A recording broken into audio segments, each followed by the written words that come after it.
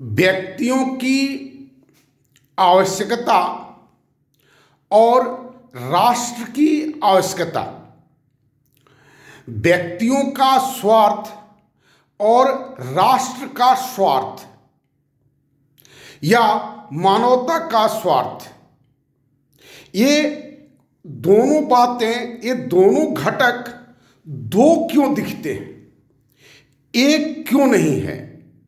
जो हमारा स्वार्थ है वही राष्ट्र का स्वार्थ हो या राष्ट्र का स्वार्थ हमारा स्वार्थ हो, ये एकीकृत भावना समाज में क्यों नहीं है?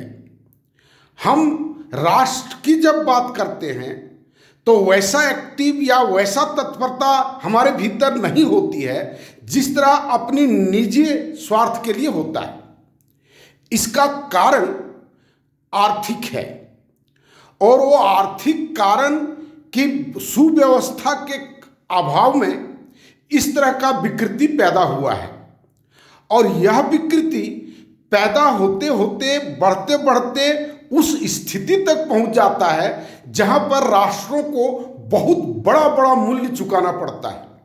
सारी मानवता, सारा सिद्धांत, सारा धर्म, सारा कर्म सब ताक पर रह जाता है और आउटपुट अंतिम क्या होता है? भयानक नरसंहार और देश का विभाजन।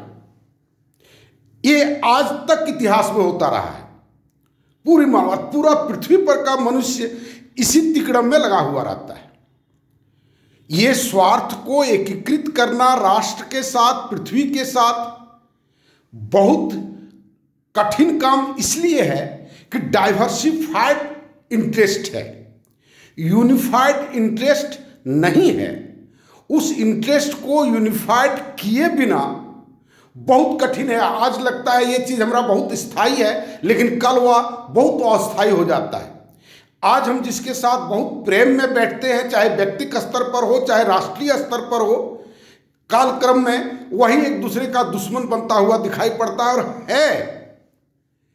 और रोज आप देखेंगे तो ये जो वैश्विक आवश्यकता, unification of interest, unification of interest, जब यूनिफिकेशन ऑफ इकोनॉमी की बात होगी, आर्थिक क्रिया की बात होगी, ऐसी सामाजिक व्यवस्था जिसमें हमारे पास शिक्षा नहीं है फिर भी हमारे पास रोजगार है, हमारे पास पैसा नहीं है फिर भी हमारे बच्चे पढ़ रहे हैं, हमारे पास चिकित्सा की व्यवस्था नहीं, पैसा नहीं है फिर भी हमको चिकित्सा की सुविधा उपलब्ध है। जब तक हम समाज को इस तरह से व्यवस्थित नहीं कर पाएंगे तब तक ये इंटरेस्ट का बाइफर्केशन होता रहेगा और इंटरेस्ट के बाइफर्केशन को लोग यूज करते रहेंगे अपने स्वार्थ के लिए, अपने स्वार्थ के लिए अपने। और पता नहीं वो स्वार्थ क्यों डेवलप होता है। 1 करोड़, 10 करोड़, 500 करोड़, 1000 करोड़, लाख करोड़, ये कौन पागलपन है? कौन व्यक्ति ऐसा डिमांड करता है? क्यों करता है? ये जो मानसिक बीमारी है, ये मानसिक बीमारी को कभी लोगों ने सोचा कि धर्म के माध्यम से इसको हम रिमूव करेंगे, लेकिन जो धार्मिक गुरु हैं, जो धर्म के राह पर प्रवचन करने जाते हैं, उनके व्यक्तिगत संपत्ति को आप देखने जाइए तो वैसा ही स्थिति है जिस तरह से एक व्यक्ति का होता है, जो एक तस्कर का होता है। एक क्या कहते हैं वो जो अभी टर्म लगाया है उस पर आरोप, कौन सी उसमें तस्करी करता है वो नशीले पदार्थों का, तो जैसे उसका पैसा है उसी ढंग से धार्मिक लोगों का भी पैसा है। तो अगर हम कहते हैं कि ये धर्म भी एक प्रकार का नशा है तो बहुत लोग चिढ़ जाएंगे, बहुत लोग चिढ़ जाएंगे। हम कहते हैं धर्म के नाम पर भी तो लोग वही संपत्ति अर्जित कर रहा है। वो धर्म मतलब, माफ करेंगे, रोज ये बात हम कहते हैं कि टैग वाला धर्म, रोज ये बात हम कहते हैं। और जो नेचुरल या यूनिवर्सल धर्म है उसकी आवश्यकता है। और इन सब चीज़ों की समाधान आप देखेंगे मेरे सोशल सिस्टम में। हम अगर ऑफिस जाएं और ऑफिस में जो बैठे हुए पदाधिकारी हैं या कर्मचारी हैं, अगर हमें बड़े सम्मान से बुलाए कि आइए आइए, क्या काम है सर, वो एप्लीकेशन लिख दीजिए और जाइए, निश्चिंत होकर के जाइए, आपका घर खबर पहुंच जाएगा।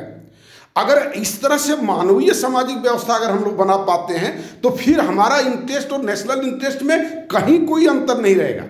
आए हम सब मिलकर के इस पर चिंतन करें और वैसी सामाजिक व्यवस्था बनाने का प्रयास करें।